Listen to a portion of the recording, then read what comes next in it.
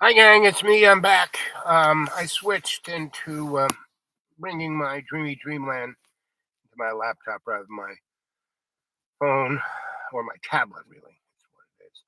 So anyway, because I wanted to show you some stuff and I couldn't bring it up on my laptop. So I showed you that old lady basically to show you that um, all of the stuff you hear. I was hearing some guy go on and on and on about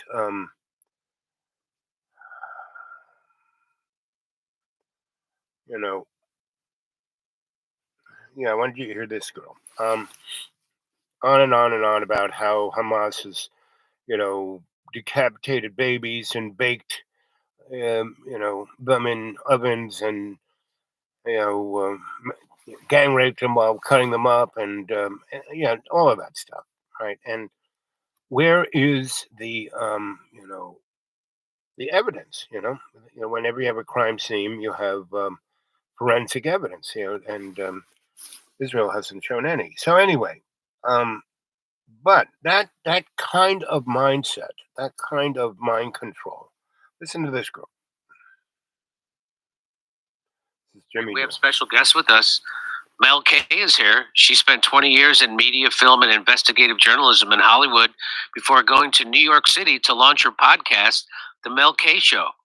The show's purpose, she says, is to inform the public of the embedded forces geopolitically and within America that are hell bent on a long planned one world government where life, liberty, and the pursuit of happiness will be replaced with surveillance, compliance, conformity, and control.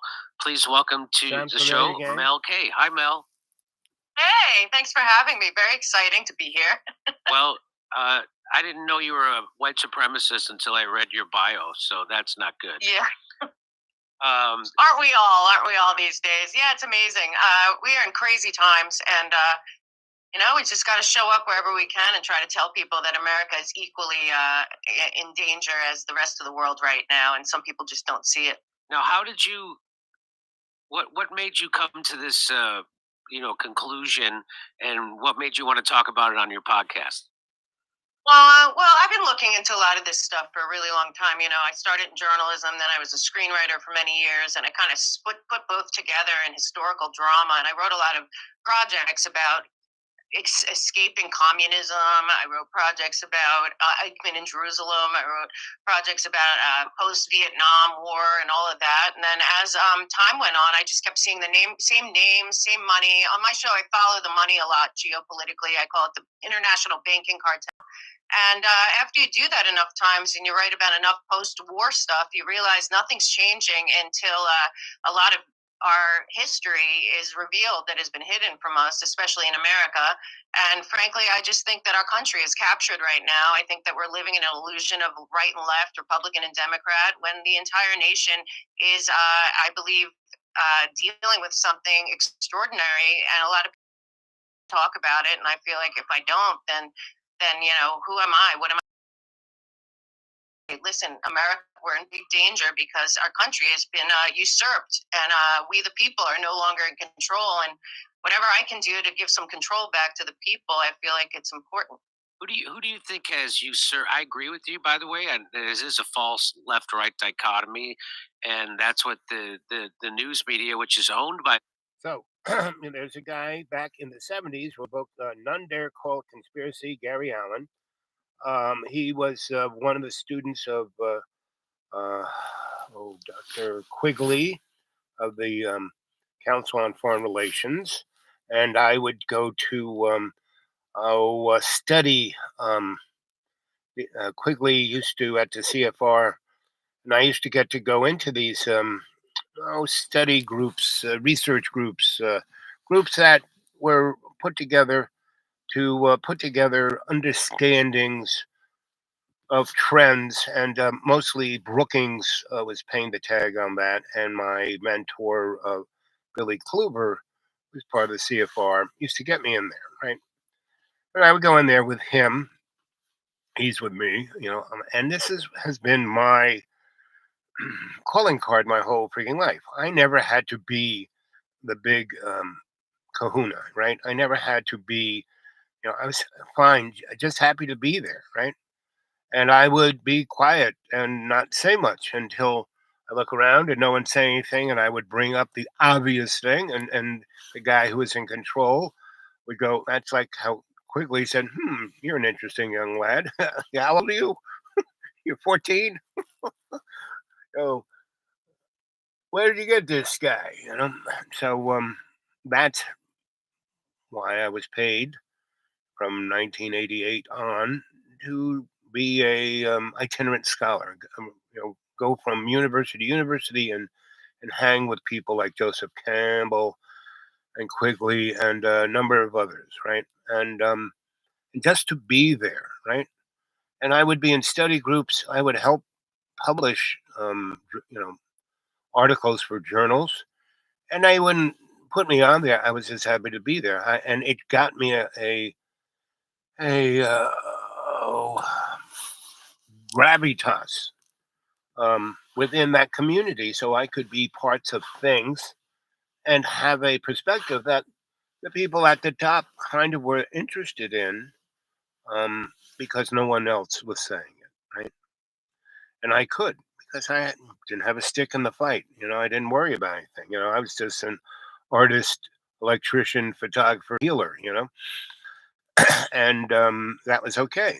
And and that's what I did, right? In the 70s, 80s, 90s, early O's, right? And then in '06, I really, I was exposed to so much stuff that I realized that the world was going to,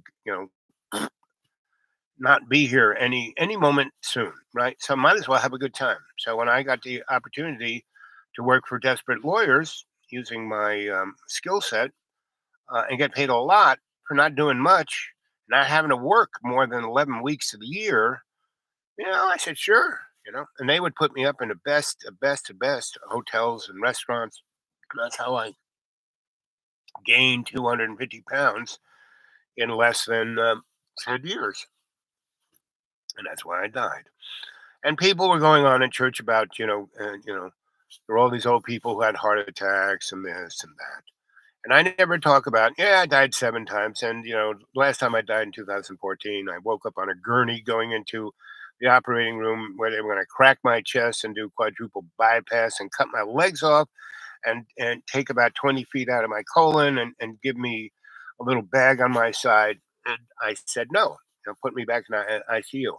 And I said to God, okay, before I blanked out again, take care of me. Um, and, they brought me around when my boss came and he said, why did you stop him? I said, well, if you want me to, do these tasks for you, what they do will kill me and you won't have me and you'll be out a couple hundred grand and, I'll be dead. So no, I don't need that. This is what I need. And I gave him a whole list. Yeah, I need a, kinesiologist. I need a endocrinologist. I need a colonic specialist, a massage therapist, a physical therapist. Just get a a real good um, chef that's totally focused on healing. And I went down the line. He took me to his little hacienda down in the Keys, and those people worked on me for 2 weeks. That made me healthy enough to get in a wheelchair and go do his little project. I saved his butt, and he wheeled me back into his little hacienda and paid for those people to take care of me for another 4 months, so I could get, you know, change my homeostasis from death to okay, you're gonna get better. But I had to like cut everything out. I sold everything I had. I live on nothing, which is more, it's more rewarding. I mean, I keep telling all these rich people who are moving in here, I live like a millionaire on $400 a month, and they get very upset with that. This one guy goes, "You don't deserve to be here." I said, "I've been here 20 years. I've only been here 4." And he couldn't stand it so much. He offed or tried to off himself, right? So he's in a mental institution. Another guy did off himself. Another guy ended up in jail. 2 other people were so antagonistic to the space around here. And this place is really super paranormal and sensitive. trees fell on their brand new houses and destroyed them. And the insurance company wouldn't pay because they wouldn't take the trees, like I did. I took all the trees around my property where I was going to build something so no trees could fall on it. Anyway, neither here nor there. Let's go back to this girl because she actually puts it out pretty good. She doesn't really define, she talks, listen to what she says. Come on, let's go back to Jimmy.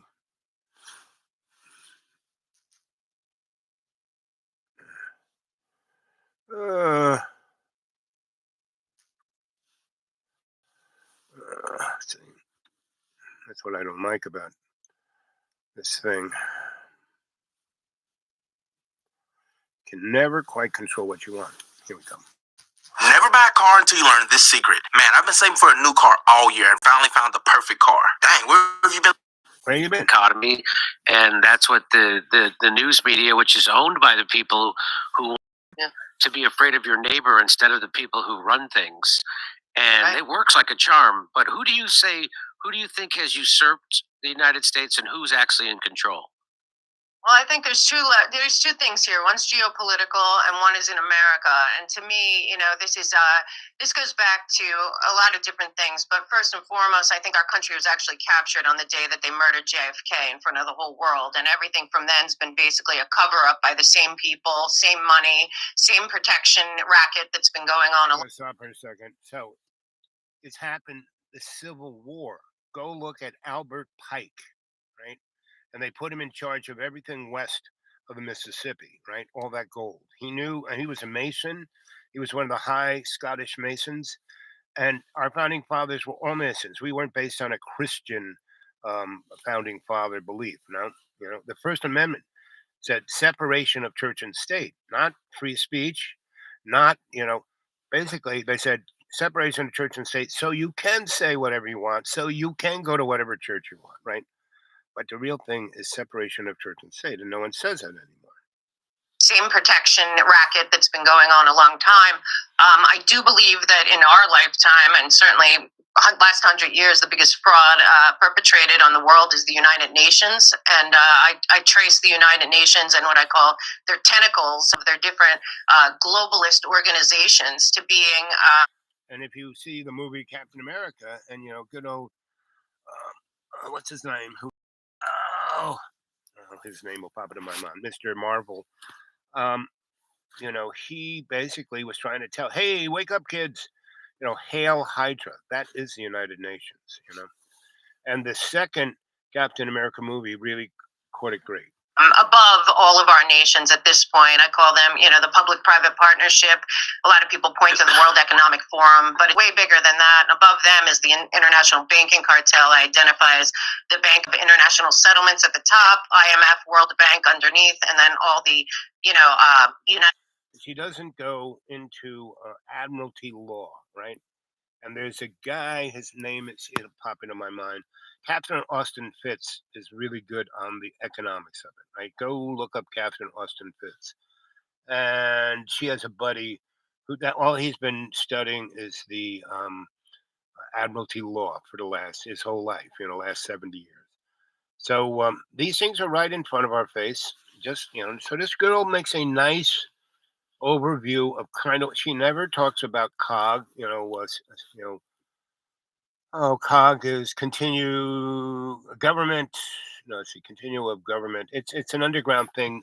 It was put together in the when our country really, legally changed was in the National Security Act of 1947. She doesn't really go there. That's and that's why Kennedy got shot. That's why Forrestal got thrown out the window. Kennedy was Forrestal's, aide de camp, right? And Forrestal was the Secretary of Defense during World War II under FDR.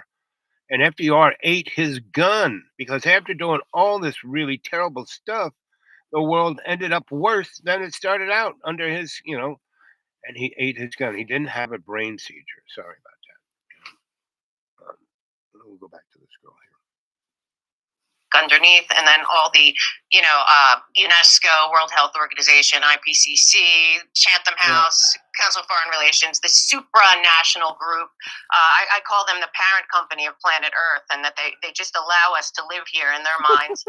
And then when you jump to America, I think it's very clear that our country has been captured by what I believe is a fourth branch of the government that has nobody oversees them. They're not accountable to anyone, and they're working with what I consider the fifth column, or the parent company of the United States of America that runs everything. I don't think our politicians on either side have any power at all in America right now, and I think the American people have to realize our intelligence agencies, intelligence community, so to speak, is basically a fourth branch of government right now that's controlling all the rest of them. They're all terrified of them, and they're playing games with us. Even this current thing with Julian Assange, it's the same thing, the same cover-ups, the same people. And as long as we're playing left and right, allowing intel news channels that are run to do this cognitive warfare on all of us to keep us divided, we can't see who's really pulling the strings. And at this point, I think it's pretty clear that the corporations and the banks and the intel agencies with their big tech partners are running America. And we, the people of the United States, aren't being listened to or even acknowledged at this point. Yes, and to the point that even about 10 years ago, Princeton did a study which they determined what you just said is true. So, but they didn't say it quite that way. They said that the United States is not a democracy, that we live in an oligarchy. And so what you just pointed out is the oligarchs that are actually running the country, which is the banks, the corp. Yeah.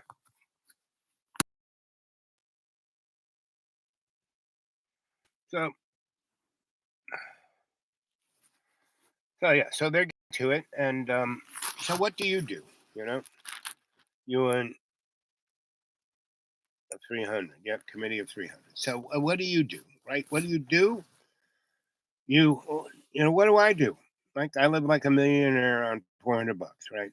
I have no car. I can't get around. I mean, I do have this nice little beater every now and then, and wherever I'm out and about. That's why I went to my 3 churches, right? And they have, so I only go to Bible study. I don't go to their ceremonies, because I don't want to be a hypocrite. I'd have to be wearing a mask. Not, and see, I don't want to diss any of those people in those churches, because they're all really good people. They just have no idea what's freaking going on, right? And so, and they're kind of being bought off with prosperity and a chump change prosperity, right? And they're, going, oh, we don't want other people to get what, deservedly is ours, right? And that's the thing. That who wrote the Bible? Well, see, the interesting about the Bible, it was basically written by illiterate monkeys on typewriters. It is the worst case scenario of a game of telephone you ever want to see. Over, somewhere between 2,900 years and 9,000 years, the Bible has been written, and it's basically from the first, like, let's say 5,000 years was oral tradition, and sprinkled in all those oral traditions were cultures that exploded and bloomed and were amazing, and then fell. And if you ever, the first novel that archaeologists found, and that they, was the Rubik's cube of figuring out ancient philosophies and societies, was Gilgamesh, right? And if you go and Shakespeare, his play of, I forget what it's called, but it's the story of Gilgamesh, and it gets played over again. H.G. Wells' Island of Dr. Moreau, Gilgamesh. And then if you go to the 1950s film Forbidden Planet, right? The story of Gilgamesh, right? And what it is that these societies break out and just they get technology, and technology is exponential. Right now with AI, and before AI, you should go read Turing's book. In 1928, he wrote 2 books that just blew everyone's mind. And no one, who was guarding the gates of the establishment would, they just kept him in the background. And Oxford or wherever he was, until they needed him in World War II to break codes and write other things. And so, but the things he wrote in the 20s, this one thing about was one was called the Golem, and the other one was kind of about, oh, what is consciousness, right? That was his big question. What is consciousness, right?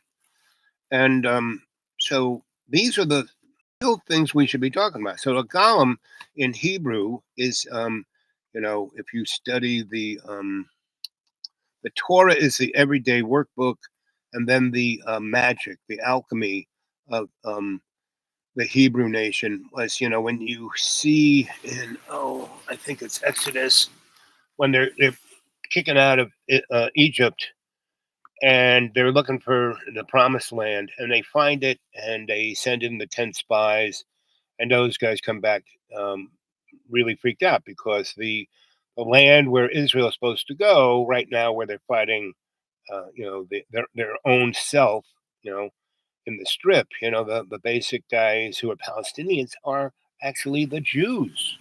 If you were to do a genetic testing of those two people, they're the same guys, right? So, but when those 10 spies went in that neck of the woods, and God said, "Go in there, and that's your land." And so the 10 spies went in, and 8 of them came back, and they were freaked out because the Nephilim were still there, the giants, right? And so that's why I didn't go. And 2 of them said, "No, no, don't worry about it. God's on our side." Well, God said to go there. Let's go, and they didn't, and that's why they were stuck out in the woods for 40 years, right? Because they didn't obey God. And Moses went along with not going in, so that's why he couldn't. He had to die before they went into the promised land.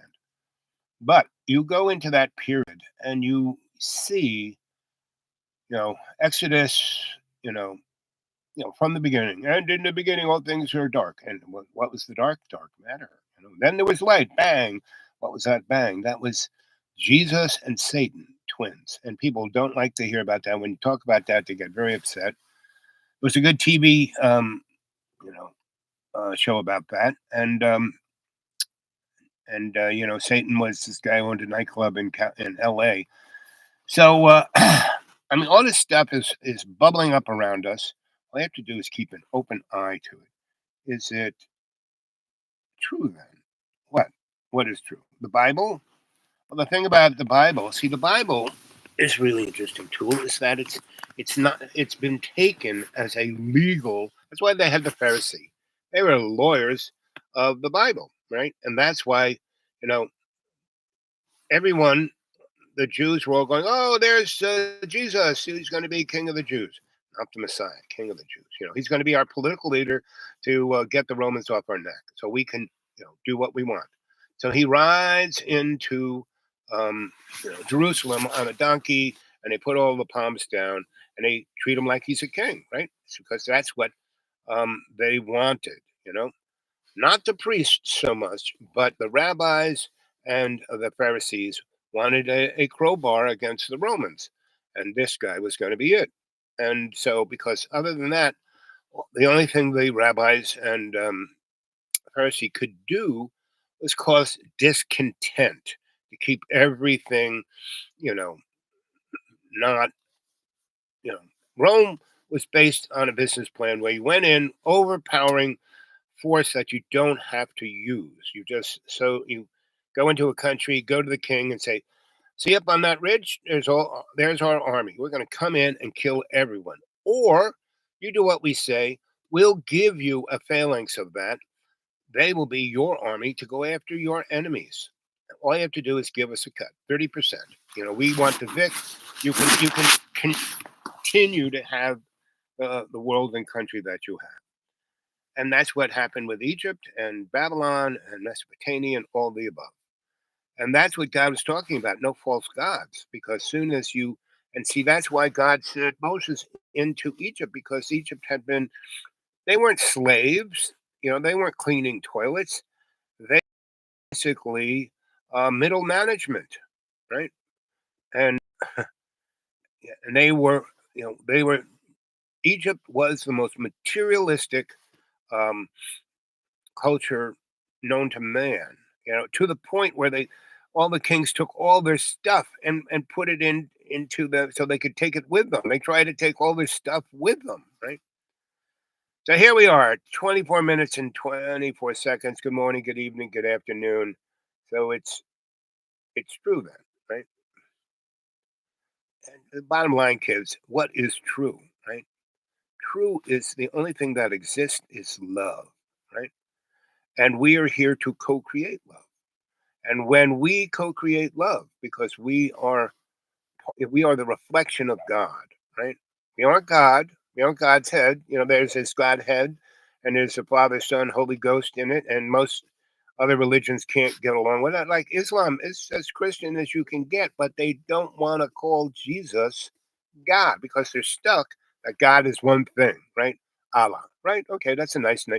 Instead of calling him, you know, whatever anybody call, that's what they call God, right? Whoa. So it's not like a different God, it's the same God. It's an Abrahamic religion. Islam, Christianity, and Jews. There is no real Jewish, it's a Hebrew nation, right? Anyway, so let's see. The firmament. Oh, that's an interesting thing because when you read the beginning of the Bible and talking about firmament, the ocean's like above us, right? And we're down here. So, I mean, like how the world was, it's like, huh? So, as we get deeper and deeper into scientifically, and see, that's the other thing science isn't truth, it's just somebody's belief of the moment, right? Because science, since Einstein said E equals MC squared, physics has changed, like on another planet. It's what was, you know, you know, written in concrete in what physics was in 1899 was totally thrown out the window by 1920 whatever when Einstein got the Nobel Prize. And then he tried to use that was just, hey, look at this, right? This is showing us that our what we think the world is ain't quite what it is, right? So everybody's, well, then what is it? Give us an answer, right? So all the other guys, like the Greeks and Mr. Newton and everyone in between, basically understood all of everything, but they couldn't put it in the context that the political aspects and the economic aspects would take. Like when Tesla isolated and discovered, um, 0 point energy in Colorado, and then brought it back to New York to Long Island and built the Warden Clips, which was a commercial, exhibition model of, 0 point energy, meaning free electricity with no apparatus, really just causing a bias that you could funnel unlimited amounts of electricity and that you could transmit it anywhere on the friggin' planet without a wire because what we have is electricity. You have the big generator, it's burning coal, it's burning gas, it's a nuclear power plant, it's a hydro plant, whatever, turning a turbine that's swinging copper wire around magnets, basically causing a flow of electrons, right? Well, though the flow of electrons coming from a power plant doesn't go down those wires. Those wires are wave guides, meaning just giving it a path for that current to go. And the current's going through the air. Now, I had a friend of mine who lived out there in New Jersey where and the Giants have their stadium out there in the wetlands. And he had a little shack right underneath a gigantic power line, right? And we built a multi-phased antenna, and he just absorbed as much electricity as he friggin' wanted. I that was in the day when I was really into neon art because I had a friend of mine who had a neon factory, and he would buy neon tubes that were being made by Corning, right? And he'd also buy silicon chips. They were the only guys making them, and these neon tubes that Corning was making were for physics, for science, not for neon signs. And but other people, the ones those neon tubes were worked as for a neon sign. They so guys would buy instead of Corning smashing and breaking them. having to get rid of the materials, safely. They would just basically give the shit to people, just like the silicon. For them to get rid of their silicon um, solar panels, and they weren't panels; they were like chunks, right? And that instead of being and because the only places that were using silicon solar panels were spaceships, right? So they had to be perfect, right? And these guys would make these panels that were like somewhere between 50 and 98% perfect, right? Not good enough for a satellite. We would just go and take because it cost them a lot of money to get rid of that stuff safely. They would say, "Can we have that?" Sure, take as much as you want. So we would go and make things out of it. And so my friend, we had this um, had this antenna that was so anything with induction. So we had induction heat, induction hot water, induction cooking, induction lighting. Um, we actually had not really because there wasn't tools out there, but now you could use induction for your battery tools, right? Battery tools didn't exist. I mean, they did, but we didn't have it. They're 70s was pretty expensive stuff. It was like specialized. Anyway, all this technology has been around since Nikola Tesla, and before Tesla, Newton knew about it, right? And before Newton, Mister, you know, geometry, what's his name? The really great mathematician, he knew about it. They knew about this energy source. The Greeks did. They didn't care. They weren't as mercantile as the Romans, right? So pretty much everything that you're being told is a lie, right? And they don't care which way you go. They, like I said, left and right, two wings of the same corporate board, right? And so this girl is pretty right on with what she's saying. She's just not taking it that next few steps that I do. With the country, which is the banks, the corporations, and the intel agencies that work for the banks and the corporations. The intel agency doesn't work for the president, and they don't work for the Congress. They work for the banks and they work for the corporations. That's what's always. It's called the permanent state, right? They would say this when Donald. And I was part of that, but I was never permanent because I didn't want to sign on. Uh, Now, see, when you start to call something Jewish, that doesn't exist. That is an illusion. When the Hebrews, because they kept dissing God, if you read, um, you know, uh, Jeremiah was a bullfrog, and the next part, Lamentations, goes on and on and on and on and on about God going on about Israel. See, Israel, God looked at Israel as his girlfriend and that she was a bitch, always stealing his cigarettes and taking his loose change and folding money. And every 200 or so years after God saying, hey, don't do that, don't do, come on, I gave you all these rules over here. I mean, Israel, the Hebrew nation didn't become Israel until Exodus, until they left Egypt. All that time, at almost 2,000 years before they left Egypt, they weren't Jews, right? And when even Israel, once they left Israel, they were once they left Egypt, they were Israel. And they got the Jew name by they kept screwing up, and God never really quote unquote punished them. He just rescinded his protection, so they could do all kinds of crazy stuff, and they wouldn't get touched. And then God would just say, "Okay, I'm stepping away here. See you later, guys." And like at the church today, we were talking about forgiveness, right? And everyone saying, basically, God is wrathful and blah blah blah, and oh yeah, we can forgive people, but we just walk away and God will kill them, right? No, that's not how it works. We have to interact with God. God wants us to have a viable, working relationship with Him. I don't like to anthropomorphize. And so and the Jewish folks. So I lived in Waynesburg, Brooklyn, right, and the Hasidim, Lubavitcher, all of those guys.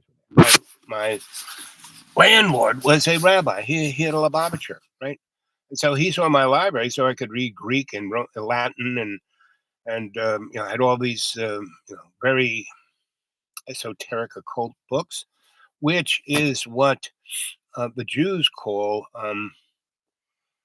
what did I remember Madonna talking about why she succeeded at being a superstar is that she studied the Cabal, right?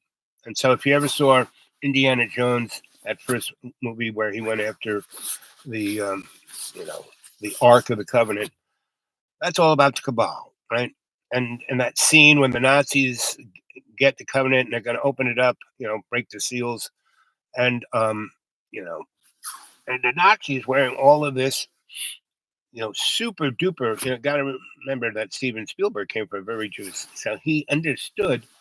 So in you go to a Jewish synagogue, and there's an inner core, and in that when they are going in Exodus, God explains to the guys, "Hey, this is what you need to do. You need to build this artifact, and I can come and visit you. And from the outside, it'll be covered by goat skins and this thing, so no one will think it's anything. But on the inside, it's all covered in gold and satin and silk, and that's where I'll be. And the priests and he states that the priests don't have to be guys, but they have to be pure. Everyone has to be pure of heart. That was pretty hard for those guys to be. So there was a very small group of those. And that's why that very small group genetically went down into Mary's family. And that's where God came. I mean, Jesus came, and Jesus was God, and in the beginning, the guy who's creating everything is frigging Jesus. The whole Old Testament is going on and on and on about the Messiah, right?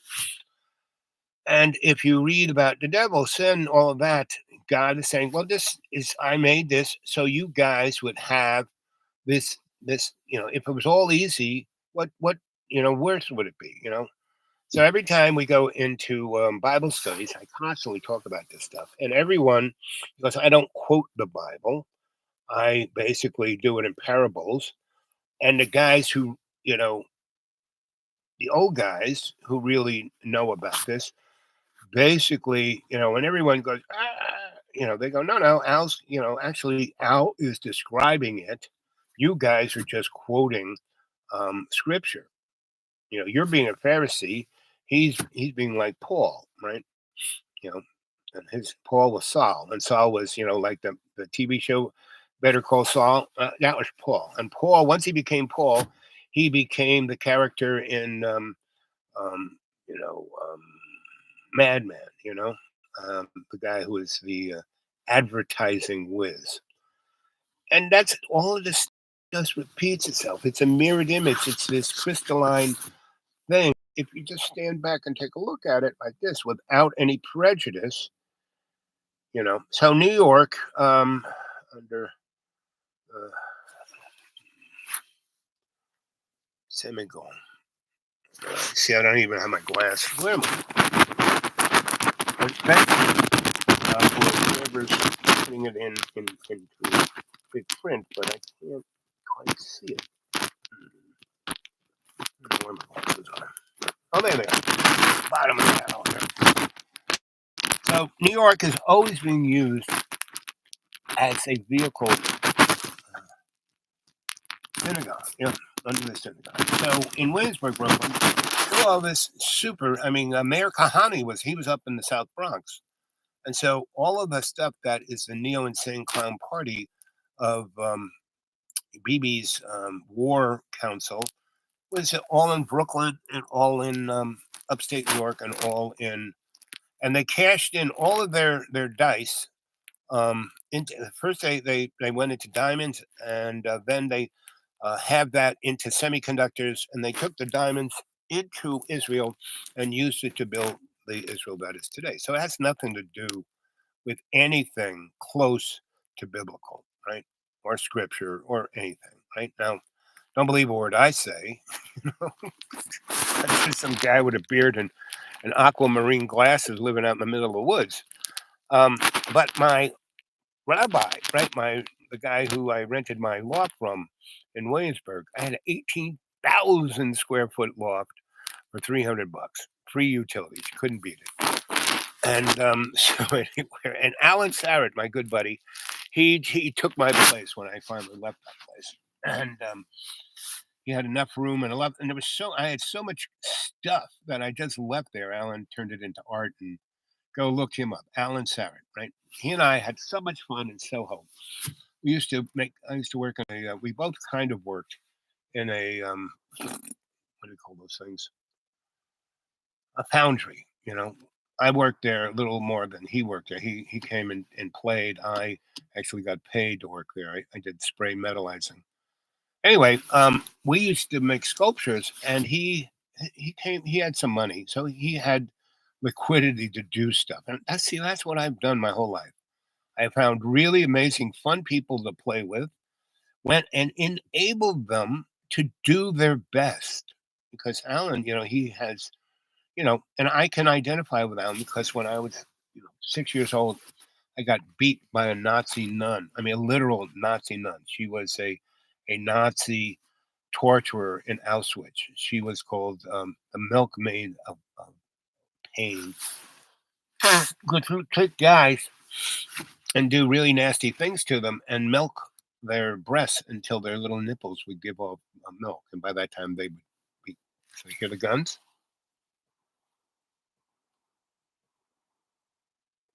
That's the rich people who are scared of where they came from and they want to get a gun to protect themselves. And so far, it's been around here.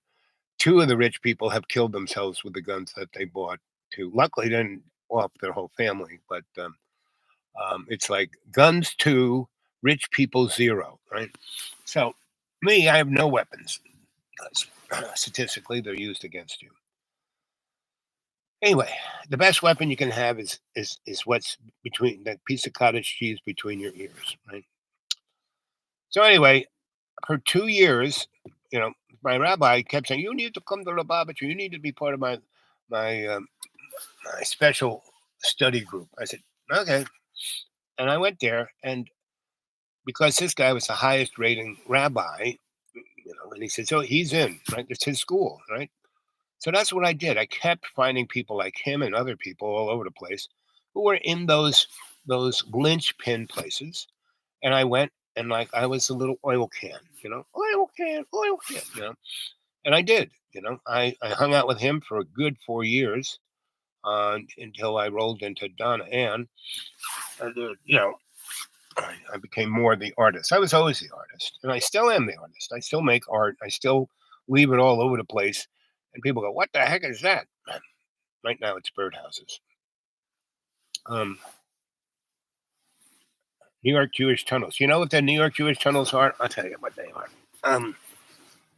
Before satellites, before fiber optics, before microwave, all of lower Manhattan and into Brooklyn, this is a big Williamsburg bank, there were tunnels that they had brass tubes all over, right?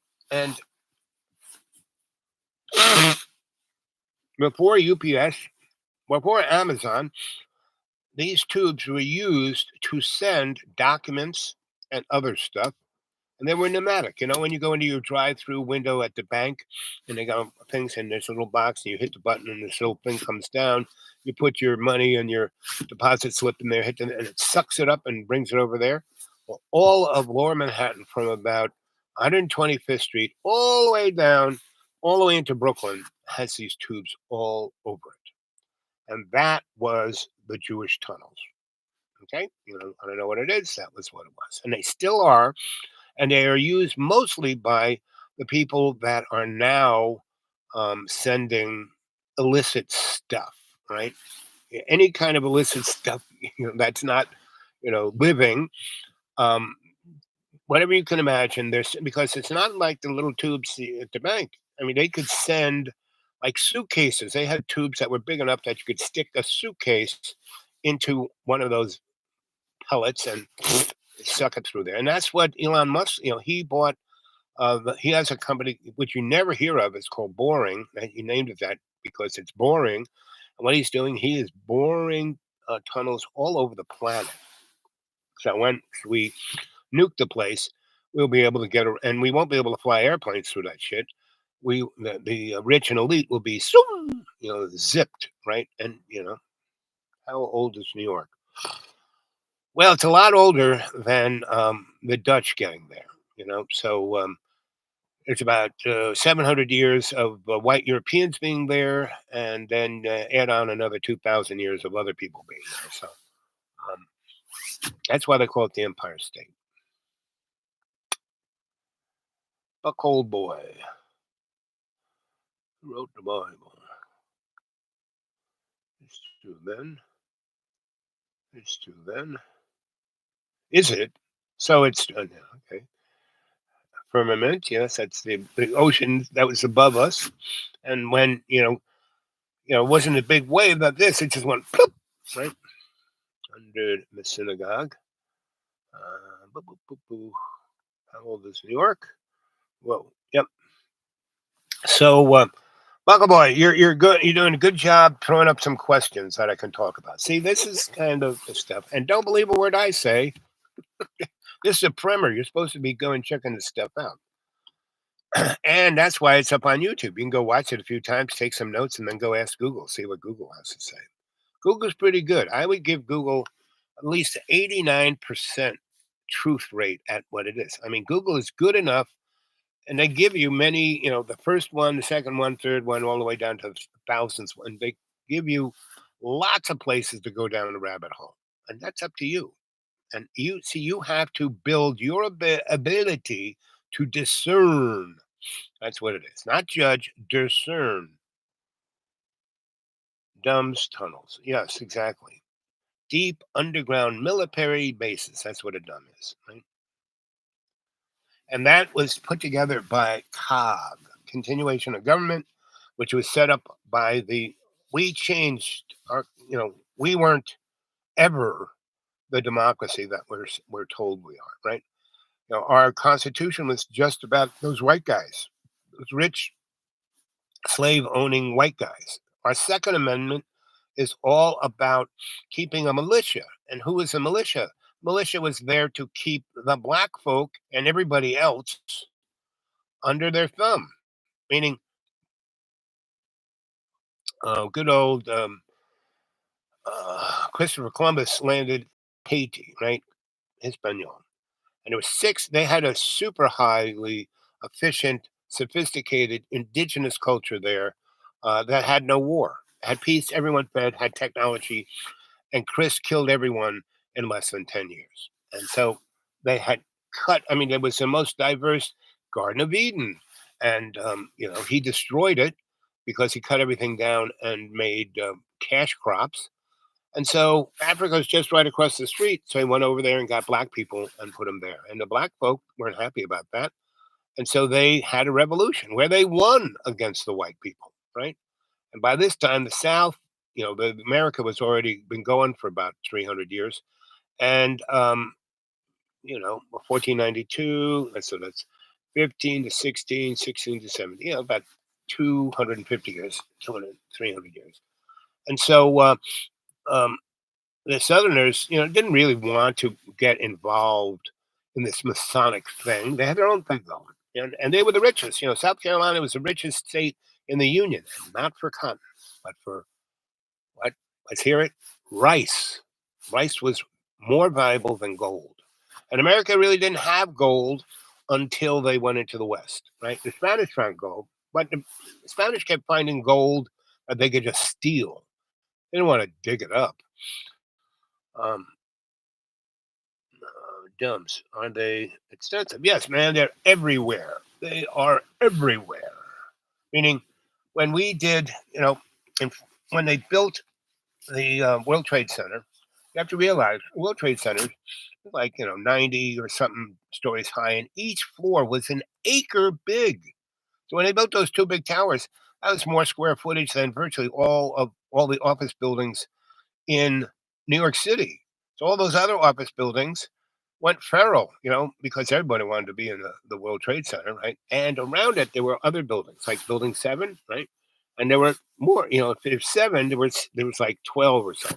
And they had this, they dug up all of this ground, and they had to keep the Hudson out of the basement, right? So they built this big landfill that went from um, oh Pearl Street down in the Battery all the way up to maybe beyond Houston Street, right?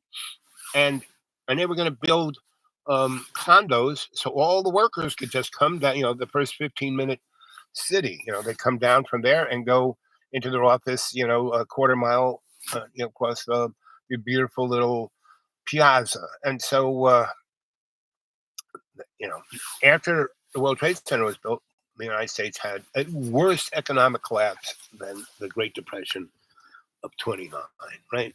So New York City went bankrupt for almost 30 years. They went from 30,000 cops down to 15,000.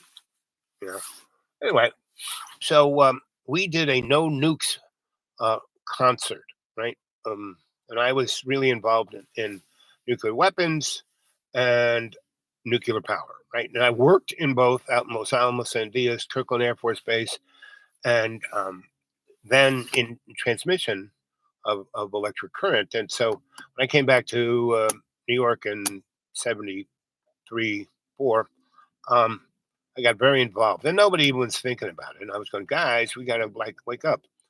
Because we were still in the Vietnam War, and people didn't even know that, right? What do you think was going on in Cambodia and Thailand and all of that? But still the Vietnam War. Anyway, so I was really involved in that. So we did this gigantic anti-nuclear festivals. We did one in D.C. and we did one on that landfill, and we did one in Madison Square Garden, and we did one or two or three on the West. I wasn't involved in the West. I was an East Coast guy. And so I built that stage, not me alone. I put together friends and other people, volunteers, and we built this big, big, big, big stage. And we're building it on sand, which is, a 120-ton stage on top of sand, difficult. And the whole time we were building, it was raining, right? And it was a test, and we did it, and we did it in less than a month. And we had to have power and light and you name it, all that kind of stuff, right? So we did all of that. And I kind of knew everybody in the building department, and I knew a lot of people in the trades. And so without their help of like, okay, so temporary, okay, we'll let it slide. You're gonna, okay, we'll do that. Okay, and everyone just kind of looked the other way because I kind of convinced them that this would be a good thing. And everyone said, okay. And I said, you're going to get a lot of swag for this. You're going to get a lot of positive. Your careers are all going to kind of go because the political sway at this time is for this, right? And I said, oh, okay. And so that's how things work. It's called compromise. Now we left compromise a long time ago. And the powers that be, the same thing that this woman and Jimmy Dore are talking about, we're the guys who let this happen, right? There's always, you've got what the state is saying, you got it, what the corporation is saying, and then you have what is known as the loyal opposition. And, you have to realize that Marx, who brought Marx from a German prison into London, in the city of London, in the, whenever that was, early 1800s, or late 1800s, whenever that happened. It was Mr. Rothschild, right? He smuggled them out of Germany, paid all the people off in Germany, got them to England, put them in a real nice house in the city of London so nobody touched them. And he wrote Das Kapital and all that communist stuff. And that was the loyal opposition because communism is an economic system that just can't work. It's more corrupt than capitalism. Um, and socialism is that corrupt system somewhere in between capitalism and communism that can kind of work on a good day. Are they extensive? Yes, those tunnels are extensive. They're all around here. They're all up and down the Appalachian. Anywhere you see a mountain chain, you will see a lot of dumbs.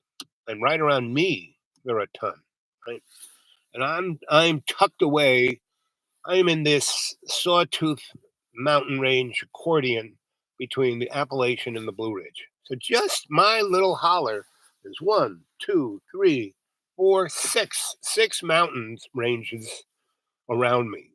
So they can nuke, you know, Asheville, which is 70 miles from me. They can nuke Kingsport, which is 70 miles from me. They can nuke, you know, Oak Ridge, which is 200 miles from me. And, it'll just, I'll see the glowing cloud over me. And, I'll probably die 6 years after that of radiation poisoning, but I won't get blown away. I mean, that's why I picked this place. And I have, you know, I gather gray water from the sky. I have a well, but I need electricity for that. I have it so I can use solar panels, and I have a spring, right, which delivers my best water, and it does maybe a gallon every half hour. It's just more than enough for me. I have it set up where it goes into a nice cistern, and I then have a nice little pipe that takes it down close to me where it has a little valve. So yes, so my one water source got screwed up by the real cold, but my water that goes my great thing, but it can freeze solid, but it gets warm, it's still water, right? So the problem is my toilet cracked. I guess I'm gonna have to get myself a stainless steel toilet. I've been able to not let my toilet crack for the last 30 years, 20 years, because I would empty it out and unless it gets below zero by 20 degrees and stays that way for 4 days, I don't have to worry. If it gets down to like today, it got to 18. I don't have to worry because right now it's about 50. So that's. But when my buddy came and got me because he was getting scared, I'd be ending up as and I would. Power went out, I'd be dead, but it didn't. But he came and got me in the middle of the snowstorm. This is how great a guy he is. Came out, and it was like you're nuts if you're out here doing this. Luckily, we only had to go about 18 miles, but we passed. We God spared us from three different other morons were out driving like it was not even snowing, and it was a blizzard, and they like. This is Sawtooth Mountain, so the road goes up and down, and the road where it can't go up and down, it goes around. So the road goes up and down, up and down. And so if you're going on a road where even when the snowplow goes by and plows it and drops salt on it, and 5 minutes later it's got an inch of snow on it that's turning into ice because it's so cold that the the salt is turning it into water, then freezing it into ice. These morons were coming up and down the hill doing 40. We were doing the exact speed you need to get up and down, round and round safely. He was born here, so he knows how to drive. Me, I grew up in the cities. I didn't have a legal driver's license till I was 32. Now, I drove cars, but I never, you know what I mean. I didn't drive a lot, right? So I'm not a big fan. So if it's not a beautiful sunny day like this, I don't drive, right? If it's rainy or if it's dark, I don't drive. Period. I don't go out. That's why I picked this place. That's why I live here. I can survive here. I knew this, and I knew that it would cause me. This ain't comfortable. This ain't convenient. It's none of the above. And when you have I live like a millionaire. I'm $400 a month, right? So I have plenty of food, plenty of everything I have, and all I need to do is serve. Not, and like being a guy at McDonald's giving God cheeseburgers. No, I'm a slave. I do whatever I get out of God's way. I do. I let myself be of total service to God. I have no qualms about anything. No. Oh, I need this. I need that. No, whatever I need, God knows better than me. So it's put whatever I need, right? So my car destroyed itself, so I couldn't go anywhere, right? I have a couple good friends who lend me their beaters, right? Who come and get me, and so Buck Old Boy, yep, that's what I love about the cadre. They know each other better than I do, right? So anyway, um, everyone's being scared. And see, that's what Jimmy Dore is. I like Jimmy, and and this girl he's got on. Let's see. I'll let him state, right? They would say this when Donald Trump was president. Hey, we were here before you were president. We're going to be here after you're president. We're the ones who really run things, and they would say this out in the open. And so that's called the permanent state. Some people call it the deep state. And people don't want to. People still so easily get caught up in this left-right dichotomy. They get caught up in hating Trump, for instance. Yeah. And they get caught up in thinking that their neighbor is a white supremacist Nazi who want. I have my old roommate. Every time I talk to him, he says, "Jimmy, these right wingers, they want instant." So Jimmy's right about these guys are right, but see they're in the macro thing. They're not digging down. This girl is kind of digging down, but she doesn't go far enough. She don't go far enough, right? So um, that's what I talk about: going deeper and deeper and deeper. And you can see this stuff when you open your eyes, when you don't get in your own way. So what was in my way? I was in a super hedonist, super rich lifestyle for 10 years, servicing the corporate, desperate lawyer state, right? And see, that's the guys who administer the stuff that they're talking about. They are morons, right? They needed a guy like me to save their butt like every other day. So, because I could see stuff that was in plain sight that they couldn't even understand. Just chilling.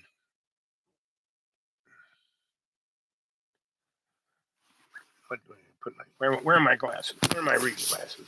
Here they are. So I have my welding glasses, and I have my reading glasses. And what does Jamie say?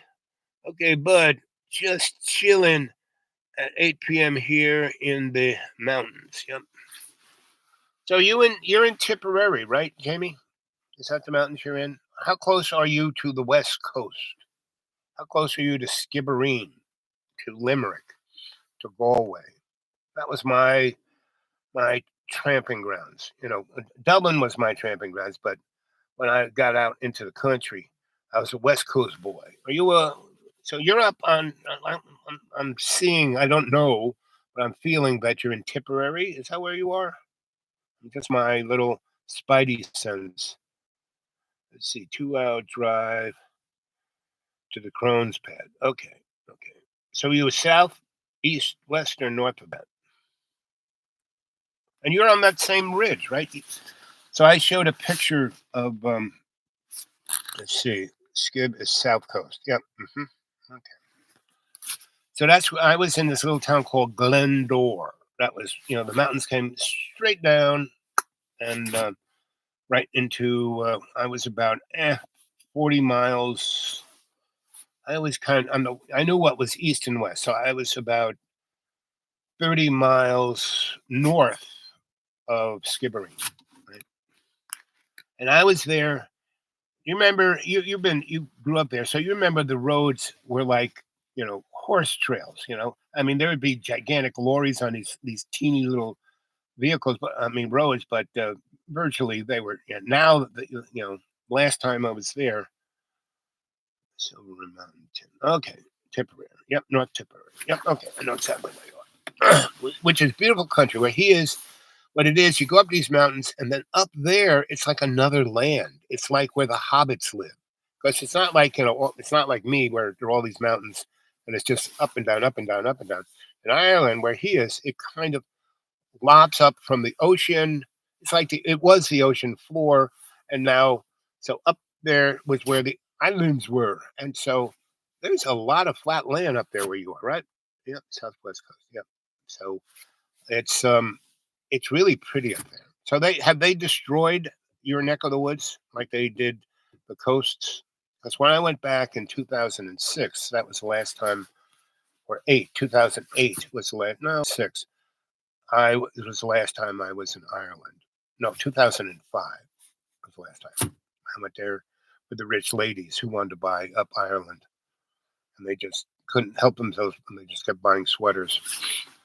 and being rich, girls, and all the Irishmen went after them. They had no idea about Irishmen, right? It was like, and they had sex like it was like something out of Sodom and Gomorrah. And the Irish, these guys were one step above Roma, and I don't think I'm being disparaging against the gypsies or roamers or tinkers or whatever you want to call them. I found them to be the most honorable, right? But they were all ready to take. If you were a swag, they were going to take you to the cleaners. That's the same as 30 years ago. Yep, yep, yep, yep. More houses and brilliant roads. Yep, yep, yep, yep. So, yeah, Ireland, for as much as it got whacked by the corporate hedonism of Microsoft and etc., um, they did. You know what really upset me is when I went back to Dublin then, and the main drag, O'Connell Street, all those oak trees that the Romans planted to hang the Liberty guys, way, way, way back before, everyone was still, you know, not Christians. Yeah, I think it's bred to be thieves, but honorable thieves, But many are too. Yeah. See, most people don't know what landed means. And see, kids in America, you should, because if you're not landed in America, you're a slave, period. Right? So, anyway. So, when went back to Dublin, I was so saddened because it was just, so that's why I never went back. I went, oh, we were in Skibbereen, and it was like a gigantic mall. It was no longer how you have to, the main road that used to be there before it became brilliant. It was just like a horse path, a tinker cart path, and it had the big, fork in the road, and you went up into Skibbereen. It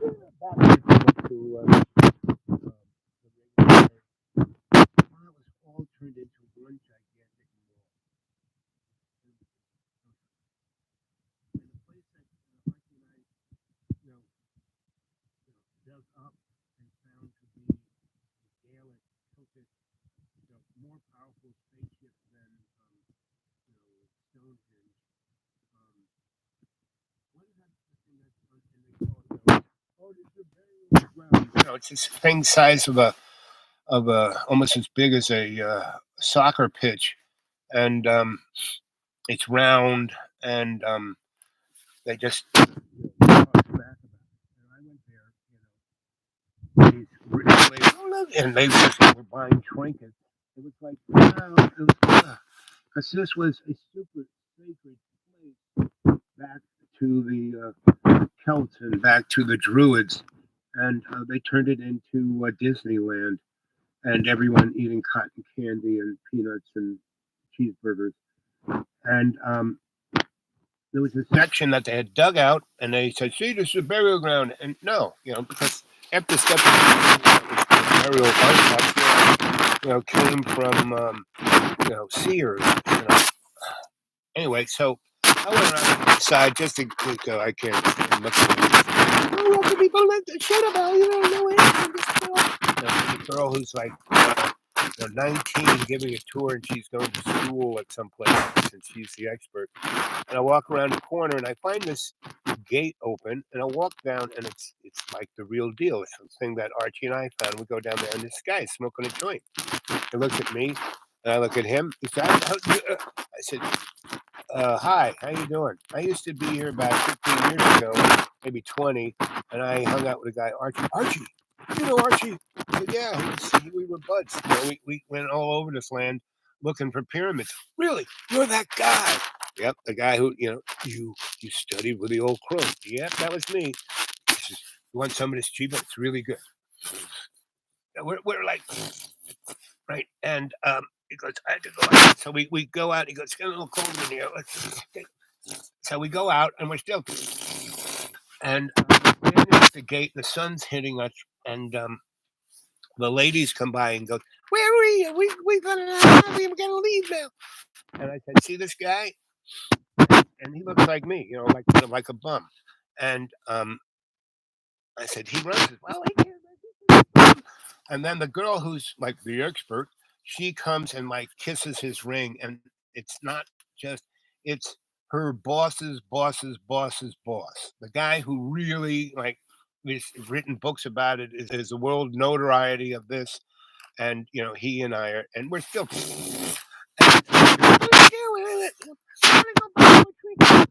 Okay. Yep. Lucky boy. Yes. No, Bob. Huskin's living in London now. Yep. I love. One of the things I love about London, no matter how international it gets, how Roman it gets, how it's still pagan, right? It's still. I love going in those neighborhoods where you can't understand a word they're saying. And so you have to like go into state. It's like my friend at Ku Klux Klan Baptist Church. So he was the high mucky muck of kind of saying the right thing at the right time. And now I do, but I'm not one of them. So he's still the high mucky muck. He has me as the person. He goes, "Well, if you don't like what I said, Al, what do you got to say about this?" And then I say what I say, and he says, "Yep, see, listen to him." And so if I go up into the upper hills above me, there are all the people who live in those communities, those neighborhoods in Ireland and in London, not England, London, because the rest of England has been what do you do it when you domesticated? England has been domesticated. Uh, so uh, what else is shaking? So the bottom line: don't worry about a thing. Get out of your own way. You know, be a doula to God's unconditional love in co-creation. That is the conversation that the great creator wants. And the great creator is not some old guy sitting on a golden throne shitting on us. And that's pretty much how Christianity looks at it. Very, very tangential towards materialism, right? And it's what Donald Trump is going for, right? He's going to be God, right? And basically, JoJo is just a used car salesman. So we're going to get the same, no matter. Just look at the 4 years we've gotten with JoJo, right? Same, virtually the same outcomes that we got with 4 years of total chaos.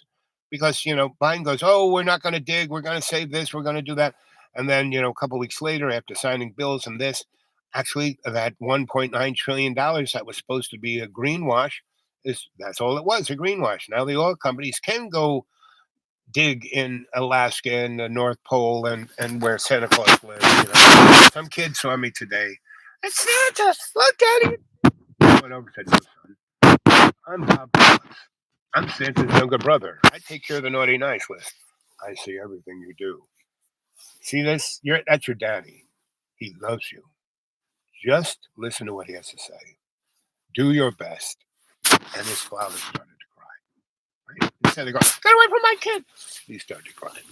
Anyway, I mean, that's, you want to be a good Christian, do stuff like that. You want to be a good Muslim, do stuff like that. You want to be a good Hebrew, do stuff like that. You want to be a good Buddhist, do stuff like that. You want to be a good Hindu, do stuff like that. Not the crap they're doing now. Can I talk about God? Sure. God, there is a unity, right? If you study physics, there's a unity behind everything. You look at the human body, so I was a healer for a practicing healer. So I'm giving all my books and everything away and making, I see this person, I go and make a substance that they slather on their body, and oh my God, that rash is going away. Oh my God, my nothing hurts. It feels great. I can work again. Yeah, yeah. And then they complain because it leaves a stain on their sheets. I said, okay, so don't put it on before you go to sleep. Put it on. Like me, I wear. I'm like, uh, what's his name? Who wore black all the time? Um, that's like me. You know, I wear black because it doesn't show any of the food stains or all the other stuff I use. I do often. Sometimes I get an answer. Right. All you got to do is get yourself out of the way.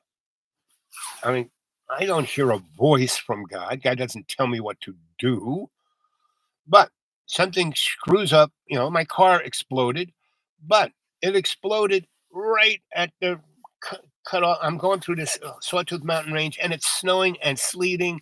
And just as I come up the big hill, uh, the sun comes out. I go, oh, look at this. And I turn into the first road that takes me down to the forest road that, is maybe a mile to my house.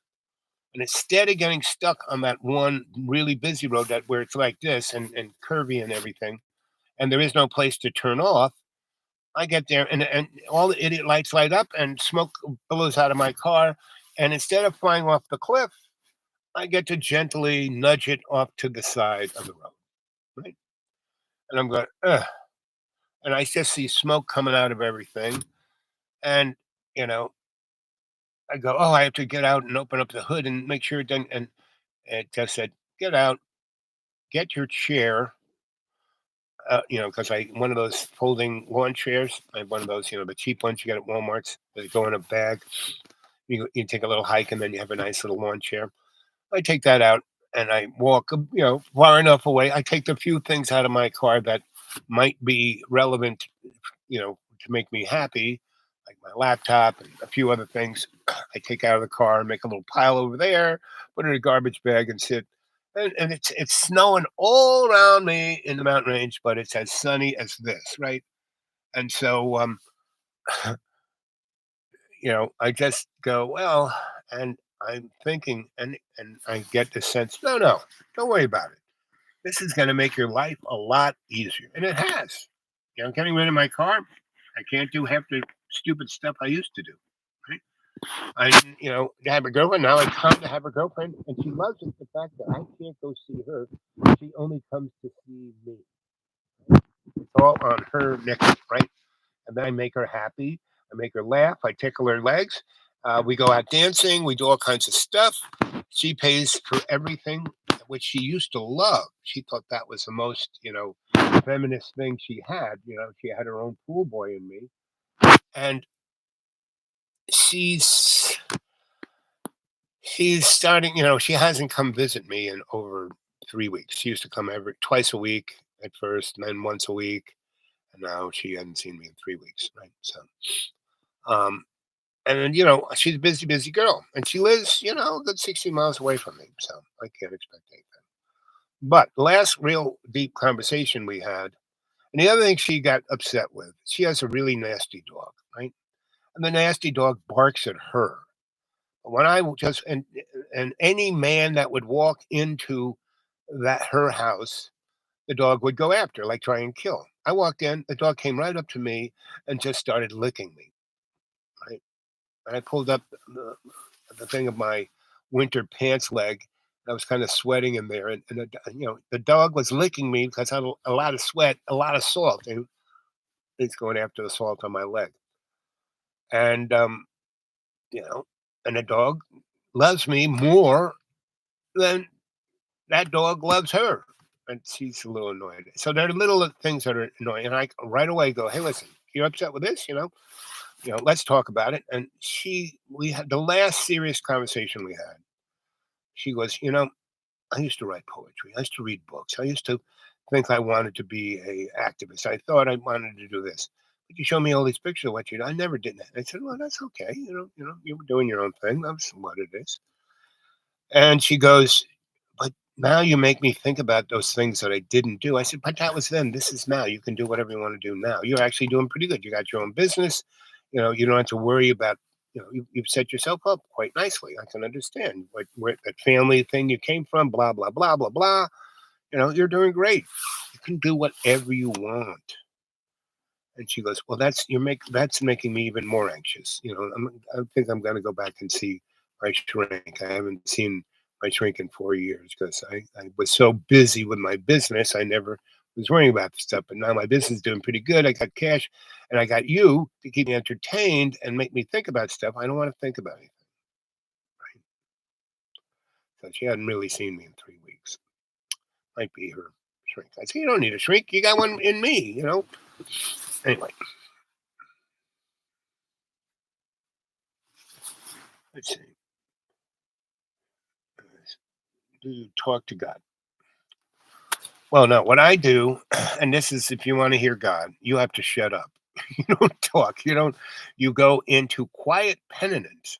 And that is when you just sit there and open, you just, when you get crap on your cell phone and you swipe it away, it's just, gibberish, just, advertisements, and you just click it away, bing, bing, bing. All these, things just, I don't even look at them. I just, right. So, you have to find a spot that brings you to a point. And where I move, I don't move there unless I have about 9 different spots on my property here into deep green that are energetically, harmonically like, woo. And I doused it out and I use my tuning fork. I use my Bible, all the bottom lines, and I set up nice little prayer temples and all. Same thing where Johnny Boy's, where the school is. I found about 9. That was the Cherokees' most spiritual place in the whole frigging Northeast. And I showed John where it was, and I went away for 2. He threw me away once and I came back after 2 weeks. And he didn't say sorry, throw you out. He just come. Oh, you have to come. I'm so happy as I showed him this path to walk. You go up around the A-frame and up towards the edge of the property, up where Doc's Road is, and come all the way back down in this beautiful little valley. Which a friend of mine came from Switzerland, and he said it's the greatest skiing he ever had. He goes, "You should make this, a ski." And if you were a smart person, you would turn that big school into an Airbnb hotel with really good food where people could ski down this amazing hill, right? And then just like in Vermont, we used to have, we'd take my Datsun B210, drive top of the hill. We had this, rope that we would just take a tire off and put the rim on my car, put it up on blocks, start up the motor, and the rope in low gear would go around. We just hold the rope and pull us up the hill. You do something like that there, and it would be great. So the school where John is has that in spades. This place does. So you just find some place that really makes you hum. You sit in a comfortable. I have hammocks everywhere. I go into a hammock, and I go into state, and I just quiet myself in quiet contemplation of love's co-creation. Let's see. Okay, so synchronistic, home, mere chance, quiet throughout nature seems to be preferred way spirit world. Yep, that communicates sometimes profound tune. And so where I'm at now, it's like they leave me, up on my deck. They'll take a whole roll of what you call it, paper towels, and take some ones that's like a quarter of a whole paper towel, and it's so you don't waste it. They take it, they do something like masticate it, and then they turn it into cuneiforms and set it on the thing of my deck, like a little bench I have all the way around the deck, and they put it out there, and then they take the styrofoam cups because I use the styrofoam cups over and over and over again until they just disintegrate, and they take them and make interesting geometric patterns out of them. That's how amazing the paranormal energy, and they go around and move stuff all the time, and I go okay, and so I'll when they do something really strange like that, I'll just sit down and contemplate it. Do you hear anything? Or just in tune? No, just in tune. Meaning, no, I depending. Meaning, I don't hear, "Hey, how you doing, buddy?" No, but when I automatic write, right? So, guys, get a hold of me, Bucky. get a hold of me. Jamie, also, you both have. Get a hold of me once again because I can never find anyone's email unless I did it recently. Email me something in the next day or two. The dude awake 42 at Gmail, and I will send you, you know, the 6 novels I've written so far. And that has basically, it's all autonomically written, right? I mean, I write it along, but it's all, I don't hear write this. I just kind of sit at my keyboard and go boop, boop, boop, boop, and tap away, right? And then go back and edit it. So does the answer come? Let's see. Parent mind, spirit world, and do influence thoughts and feelings. Of course they do, right? And that's what we are. We are this kind of antenna to the spirit world. That's why we are in co-creation with God, because God needs us as the mirror, the reflection. Like so, you know, I've studying the Kabbalah. That's all about sitchins, right? That little thing, that kazooza that you put at your door, right, or the little blood you leave at the top. That's a sitchin, right? And if you ever saw Doctor Strange, the first movie, really good. When he's in that, he meets the Dharma bum there at the, as a beggar, and then he follows that guy, and he can't get into the main door, and then they let him in, right? And so he's trying to, but he's so in his own way, he can't get to it. And the master there is going, oh, just give him time. And she keeps telling him a few things like, hey, buddy, it's not about you. It's about the we and me. I'm the only two that knows a great man. Right? How does the answer come? Squash playing game. Yep. I love it. Yep. So yeah, Sasquatch definitely I would say is the character who walks in because about that away by about 10 miles. I have a friend of mine over 2 other mountain ranges, and she's got a farm over there. And we sitting on her deck one day, and her dog, she has these big Great Danes. She's this little lady, and so she got these gigantic Great Danes, and I'm always scared that I'm going to come visit her one day, and they will have eaten her because they knock her over, and she's why are these big crazy dogs? And you don't train them because you can't get them to do anything. Me, I look at them and go, sit. They sit. She gets it anyway. So one day we were sitting on her deck, and the dogs went crazy, and she's got these really tall fences, and they just went right over the fence and ran up this mountain and started barking like crazy, and then went "Arr, arr, arr," and ran right back and got up on the deck and hid behind us, right? And we were going, "What the heck is that?" And it was in the sun was setting, and there was this greenish glow over that part of the mountains where they just ran away from. And so, I'm Mr. Electrician. I always had a flashlight in my pocket and always a gigantic flashlight in my car. So I grabbed the flashlight and said, let's go look. We go up there, and what we find is a gigantic footprint. I mean, gigantic, like 2 feet long, you know, half a foot wide, and, really amazing print. Now, she has just been fooling around making an art project, and she's got a few bags of plaster of Paris. So she gets this bucket of water and she mixes it up and pours it into that thing. And the next morning, it's hard as rock. We take it up, and it's an amazing imprint of that foot. We take it to ETSU. We take it to geologists, the whatever scientists they got there, who's that. And we show them the foot. And, wow, I got to. So anyway, I go, we're going to leave this with you. We want to report on it. He goes, no problem. I said, I'd like a receipt. And he goes, receipt? What are you talking about? I thought, this is pretty amazing. I just don't want it to get, well, oh, you don't trust me. And he says, well, you're not taking it away. I'm going to call the police and have you taken away if you. I said, okay. And she goes, oh, we trust you, Bob. Blah, blah, blah, blah, blah, blah. So we come back 2 weeks.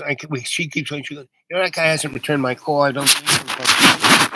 And he said, I don't know you guys. So it's super duper. If you ever want to see anything paranormal, come and visit me, right? Again, get a hold of me at the dudeawake42 at Gmail. I will send you my writings, and we can talk about that. I would love to send them to you, and you guys could chew away on them on the chat here. You hear, let's see, Sasquatch playing games. Yeah, he loves it. And way, I have a good Sasquatch story for you. When I was a young man in the Southwest, in the Four Corners area, in Albuquerque, New Mexico, Four Corners. I was working at the big Air Force base in Albuquerque and out there in Alamos and San Diego, et cetera, right? And out there in the Four Corners, near Grants, where I met Grandfather David.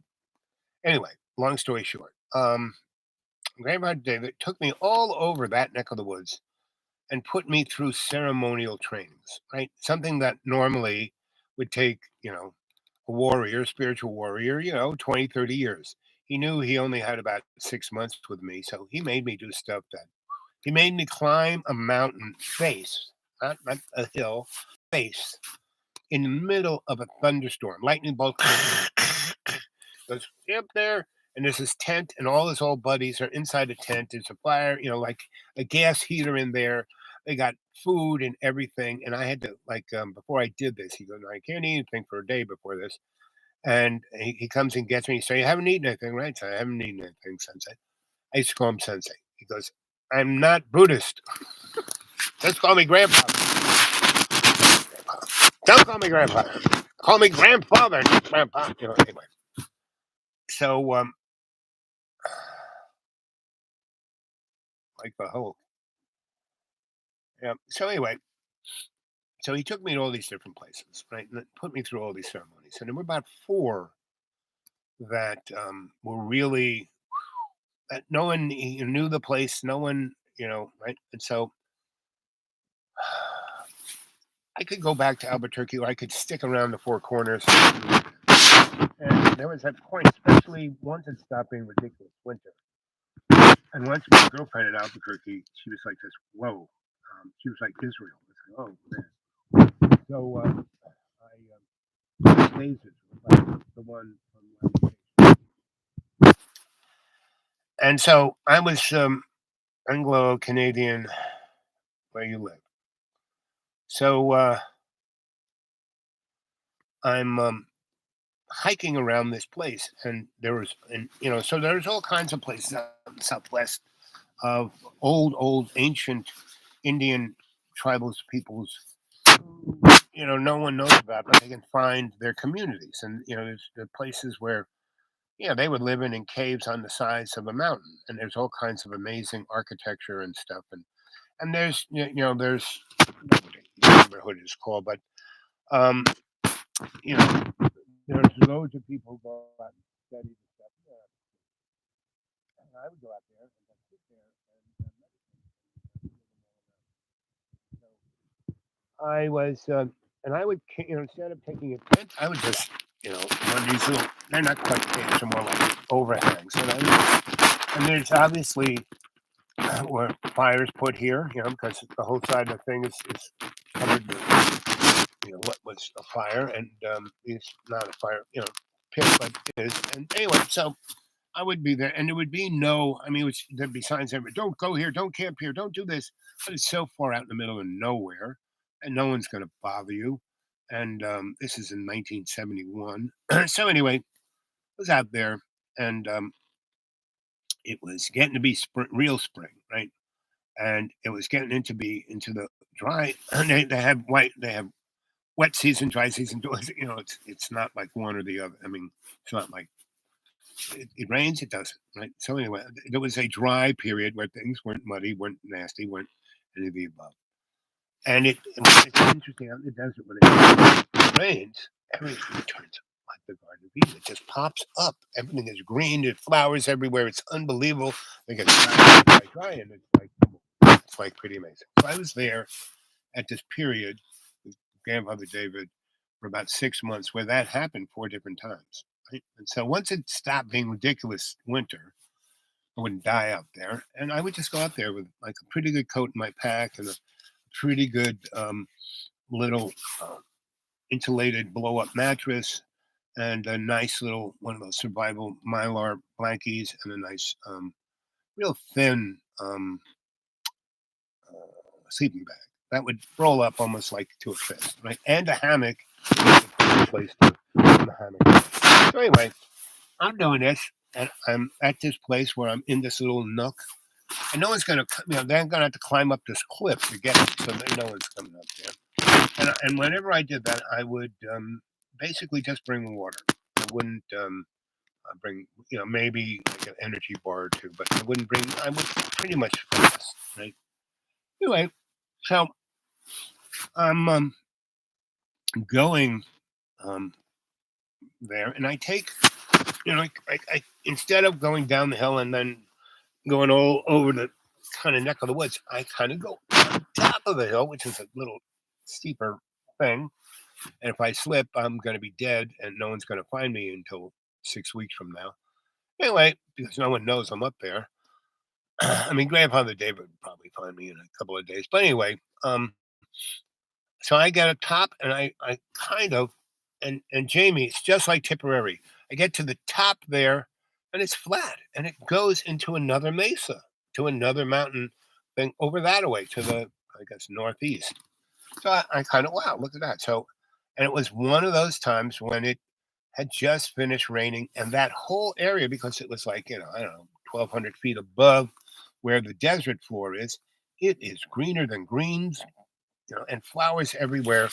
And I'm walking along, and I find a little stream. Right? Oh, look at this.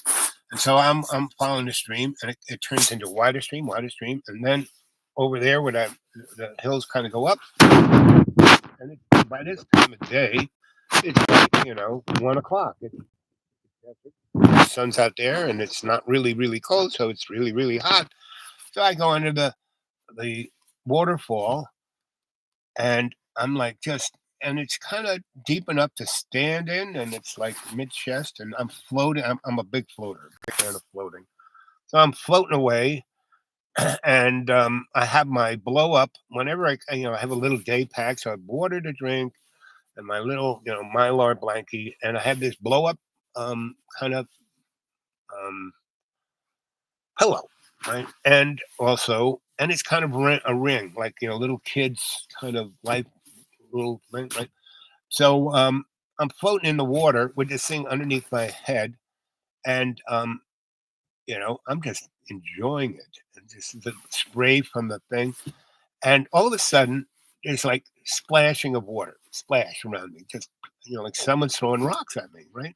So I kind of lift my head off my little pillow, and there's this little Sasquatch, and he's like giggling, and he runs in the back of um, of the waterfall.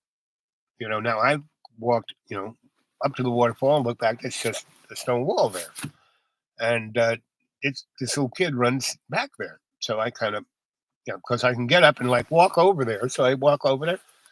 And no, that's like a cave, right? But not. It's just like a doorway. So I kind of, and then there's like the mud, it's muddy because it's a waterfall behind me. So there's water dripping down this way. So it's muddy. So the kid is like still throwing rocks at me, but not hitting me because, I'm getting splashed with mud now. So I come and I find him, and he runs and he slides and he hits the side of this outcropping, right?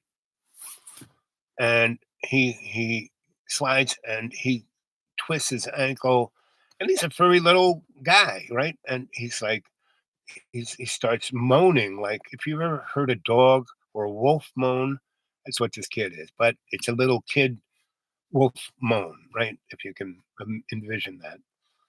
And I'm like, uh-oh. So I go to the guy and I kind of take my bottle of water and I drink some, and I go like this, and he knocks it all the way down. I go over, there's a little, I'm like pouring the water on his leg that he's, kind of crying about. And I'm doing this, and all of a sudden I got the sense, I look around, and there is a gigantic, he's been watching me do comes over and pats my head like I'm a good dog. Shut up. And he like does this, like thank you. And he walks away and my mouth is open and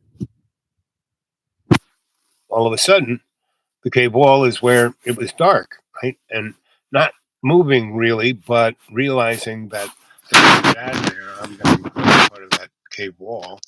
So I find the best place to camp right there. And they kept coming out and visiting me, right? And I had all this kind of stuff, and they would sniff it and look at it. Anyway, so we had a very nice time. And all I got was this sense of well being and appreciation. Right? Not like they were talking to me or, no, none of that. And when I tried to appreciate that they were real, well, they wouldn't be there. But if I just sat in quiet contemplation and be with them, they were there. And they were the most gentle, comforting. And I kept getting the sense of everything's okay. Don't worry about it. No matter how screwed up you think you guys are going to do to the world, you can't do anything. Right. So that's always been one of my go-to feelings. Those guys. So whenever I want to talk to God, or when I am talking to God, I start off with that. I start off with feelings of with being with the old clone. Start off with being with all my other great teachers, right? And then I get into that state of just being aware of the presence, right? Not like someone's talking to me or, right? And then I think of something and then I realize, oh, I'm getting in my own way. I've been the last 3 years of all the people coming up here and destroying this place. I mean, the last 2 years, there are three. So this lake I live on is 1,200 miles of coastline, meaning because they flooded out the whole mountain range. So the lake goes around all these mountains, right? And that's why there's only one county road because there's water and lake and mountains, and it's really tough. So anyway, that's why I picked this place because I thought the rich would never show up, but they did. And they are now building houses all on that coastline, not up and down the mountains because that's too expensive, but they're bulldozing roads into where the lake is, and they're straight pipe because there are no building codes around here. They're straight piping their sewage into the lakes. It used to be the clean. You could drink that water. I wouldn't drink it now. Any part of that lake. And so and that's why these people. It's only been 3 years, and yet they're being, uh, you know, like the guy in this one place near where I live. 2 houses have been hit by trees falling on top of them. Right. And if you can't understand that, that is the spirit of this place saying, fuck you guys, get out of here. Stop this. You can be here, but stop this. And they're not. But, and I've seen it happen before, but this is the biggest insertion because the mob, they have unlimited money and they're laundering. They don't care whether it succeeds or doesn't. They're just laundering money. So that's what they're doing. So the bottom line is that spirit is still here, extremely strong, and it's not going away, right? And the other thing you have to realize, this whole, from Tech in Virginia, 81 that goes into 40, that is that space, that energetic space between the Appalachian Mountains and the Blue Ridge Mountains. And all through these mountains, Kingsport, Johnson City, Asheville, um, Irwin. These are all places that have facilities that were put there during the Manhattan Project. The Manhattan Project wasn't about the atomic bomb. It was about this occult science that people like Newton and Tesla and a whole bunch of others realized. And Madame Blavatsky and the people of the Thule Society and all of that. And you have to realize that all these wars were just done as a vehicle, like a lens. All this death that's happening in the Ukraine, all this death in the Strip, all this death in Africa, is like read your, um, Exodus, because they go on and on and on about doing, um, blood sacrifice. So, and that's what Jesus was, a blood sacrifice. So, um, here we are, 1 hour, 44 minutes. How much time have I used up on my battery? I don't want it to die. Yeah, it's going to die in about 15, 20 minutes. So, what are the questions you got? Be happy. Yep, yep, yep, yep. Pretty much be happy is it. Let's see, get rid of some of these guys. Not you guys, but the stuff in the way of what you're saying. Anglo Canadian, Kavon, cool. Canada, that is. Whoa, cool. Well, I love Toronto, and I love Montreal, and everything in between is cool when you're right there at that moment. But the whole big picture, Canada, I really like Canadian people, but um, because during the Vietnam War, you know, Wavy Gravy bought a farm in Vermont right on the Canadian border, and we had this thing called Earth People's Park, where if you wanted to scat off into Canada, Wavy's farm was half of it was on Canada, and the other half was so. And there were roads that came from Canada into the Canadian side of Wavy's farm, and roads from the United States going into the Vermont side of Wavy's farm. And we would people would come and go, right? That was one of those. And so we would go. It was really easy to go.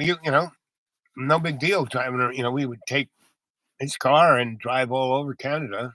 And when Lester had the World Community Consciousness Church, the Gray Rabbit and the Green Tortoise, that was another great little going all over the country. And Adam Purple, right? It was a true bohemian. I mean, Jesus was a bohemian, so that's what I'm talking about. The guys, Nazareth wasn't, cul-de-sac over there near the strip. Nazareth were Nazarenes. It were a type of people, spiritual folk. That's where Melchizedek came from. So, the Bible. Earlier on in your conversation, you said where the Bible came from. It's like I said, it was the most craziest game of telephone ever done with a bunch of illiterate monkeys. Because for 900 years, the Bible that ended up as the King James was copied over and over and over again by guys who couldn't read. They had nice handwriting, but they couldn't read. So I had no idea what they were writing. So and when you look at things like End Times book, I was just stuck on there like a what do you call those novels that are the kids like that have like a comic, but they're not. They're whatever you call those novels. That's the end times things, because somebody asked you, so when's end times, buddy? And he goes, beyond my pay. I mean, it's not happening until, and it's not going to be like it's described. That's for sure, right? The only thing that's even close to the proximity of what you know, love is about is love. All the other nasty stuff, and not so much. Everything nasty in the Bible, God did not do. We did, right? So Wavy, yep, Wavy Gravy. He was loads of fun. He did another Earth People's Park in San Francisco in Summer of Love '77. It was his place down. I worked for Billy Graham, the guy who owned Fillmore East, Fillmore West. Fillmore East was his ancient, theater for vaudeville, right? And so when he bought it for nothing. I think $70,000. 1,200 seat house. Woo, big place, beautiful sight lines, great stage, big gigantic stage. Because they used to have circus acts in there, right? Big, big, big stage door onto 6th Street. But that's it. It was just, you ever see, the Making of a Star, where they have the vaudeville stages and the dancers and everybody's going up these like spiral stairs, because they had no dressing room. They had no space for dressing rooms. So the dressing rooms were on the sides of the stage, and the Termers, on the sides, in behind, side, left stage, right stage, up stage, and above it were the dressing rooms with these spiral staircases. That was Fillmore East. And I was walking down. I was living down on 9th Street and Avenue B with you know the poet, uh, and so Ginsberg. And I had my little bag of tools, and I was 16, 17, and this gigantic explosion occurs, and out of the stage doors comes all the smoke and paper and wire and the Grateful Dead were going to play there, and they had this thing called the Wall of Sound, and some moron put a out like this gigantic wall of 12-inch speakers into onto a plug and stuck it in the wall, and it all the speaker coils and shot out into 6th Street, covered it was like New Year's Eve, and a lot of smoke, and it caught because the electric wiring in there was like from 1802 or 1902. I mean, they had knife switches and plug fuses and and pennies in the fuses. Anyway, so I went in there, and that big fuse box was on fire, right? And everyone's, oh, fire! They run around. I look around. I find one dry chemical fire extinguisher. I look over and I see where the main is.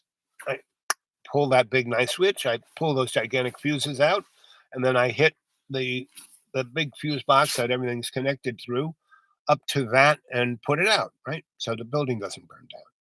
And so this guy named Bob Goddard, who was the guy who was running everything technically there. He owned Joshua Lights and a pig light show, right? And so he runs in and what's going on? And he's yelling at us guys. And I'm this little guy, right, with my little bag of tools. And I am basically over there snipping away at this and cutting that away and pulling this out. And he's screaming, "What are you doing?" I said, "Well, this is a theater. I know that you guys are going to have a show soon, and I'm just making it so it can work whenever you're going to put on it." So, well, it's this band from California, Grateful Dead. They don't have the wall of sound. I said, "Oh, I'll have to do something. Go down to Granger's, and I'm sure they got a lot of speakers you could go rent." Anyway, so that's when Billy Graham came in and said, "What happened?" And I'm clipping away, and he goes, "What are you doing?" I said, "Well, we've got a recording studio here, and I wanted to protect that from any back feeds." And he goes, "You work?" I said, "Yeah. I work at Sun Dragon. I work at Blue Rock." He goes, "You work for A&R?" I said, "Yeah." Because you work at Tin Pan Alley? Yeah. Yeah. Louis? Yeah. So, could you fix this? I said, only if you let me do it right. He goes, "What do you mean?" I said, "I want to rip it all out and put all new stuff in." I said, "I bet you got a serious buzz up there into your." I said, "What do you got? Studer equipment?" He goes, "Wow, come and take a look." And I said, "Yeah." I said, and so I look around and said, "So let me guess. Say, I already knew who this guy was. I already knew what his shtick was, meaning he had this place in San Francisco that, you know, Grateful Dead, Jimi Hendrix, Janis Joplin, all those people who were playing in bars for like 300 a night. He would say, "Hey, come and play in my big house. You get the door. I keep the tapes." I already knew his shtick because I worked in recording. People were talking about him, right? So I said, "Let me guess. He got this nice because he had a Studer, machines and a Neve board. I mean, at that point, the top of the line. He had like 60 grand worth of recording stuff, brand the best in a shithole of a place." And I said, you know, and your master's got a pretty bad buzz on it. So you have to submaster it all down and it's turning everything into mush. And he goes, "Whoa, can you fix that?" I said, "Yep." I said, "How much?" I said, you know, "I'll tell you for me later, but probably materials about, a grand. Because let me give you a few guys. Do you have a house that you can go get? Can you get material?" I said, "Yeah, we can do it right now. I'll call up my boss, call up a few other people. We'll have this thing done in less than a week." And that's how I became the ME at the Fillmore East for about 6 years. And I worked for Bob Goddard was the ME. I was just his best boy. And Lester Polakov, who is, Joe Melziner is the godfather of modern theater lighting design, right? I was the ME for uh, Herbert Berghoff and Uta Hagen's theater over on 10th Street, right? And so Lester Pavlikov knew those guys, and he was at Lincoln Center. So I was his, I rewired there. They had this beautiful, beautiful building, and they had fixed it up very nice as Black Box Theaters, and it was a nice theater for about 300 people. And, but like again, 1902 electric work. And I redid it everything, at the age of 16. And that was my hangout. That's how I first got into theater and the avant-garde and all those folks. Herbert Berghoff was truly. Anyway, so Lester Pavlikov, I started to work for him, and he said, "You are the best." So I became his best boy, and that's the guy who works for the designer and the director, and he is like the negotiator. That's how I learned how to negotiate. All the different tribes that put on a theater piece, and I could act. I went to act. I went to Juilliard, and I was acting in high school. I was a good actor. I got the um, Columbia Broadcasting Award because I produced, directed, did everything, and starred as the devil in the play called JB, the story about Job. Right, and devil sells cotton candy, and God sells popcorn. Go look that one up. Anyway, that's how I got into Hofstra because I was heading for Vietnam because my headmaster hated my guts, and so he did everything he could to make sure I didn't go to college. And so, you know, a guy named Marion Tulin was, she was on the board of Juilliard. She was, the Vivian Beaumont Theater. She ran that, and so anyway, that's I got to know Herbert Berghoff. I got to know Marion. Um, they turned me on to Lester. I became his best boy. That's when between those three people, I learned a lot about theater. Right. So when I ended up in rock and roll, I had it down. Right. I know all the rental houses. I know all the places to buy the hardware, the equipment, the nomenclature, you name it. I knew it. How far do you live from Virginia Tech? Well, let's see. I live closer to um, Johnson City and Eastern Tennessee, ETSU. Right. I'm about 40 miles to ETSU. I'm about 100 miles to Virginia Tech. So if you take, you know, um, 81 from Virginia Tech heading south, and just before it turns into 40, there's Johnson City. You take a left on 26, and you get off where it's Irwin, and you go down that to the big lake, and that's where I'm at. So that's where. So are you in Kathleen? So anybody, Jamie, Kathleen, anybody want to talk to me?